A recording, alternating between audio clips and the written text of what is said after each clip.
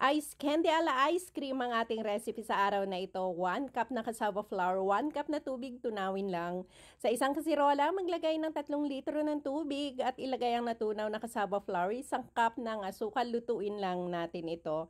Maglalagay din ako dito ng 10 piraso ng cream o durugin lang natin ito at ilagay sa ating mangkok. Gumamit ako dito ng 2x10 na plastic ice candy. Maglalagay lang tayo ng 1 kutsara ng nadurog na cream o. Balikan naman natin ang pinalamig na cassava flour mixture. Maglagay ng 2 lata ng evaporated milk, 1 lata ng condensed milk, 250 ml na all-purpose cream. Haluin hanggang sa ito ay mag-incorporate at ilagay na natin sa ating ice candy plastic.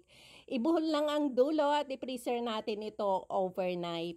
Huwag kalilimutang mag-comment sa ibaba ng video at i-share natin ang napakadaling recipe ng cream o ice candy. Maraming salamat sa patuloy na pagsuporta!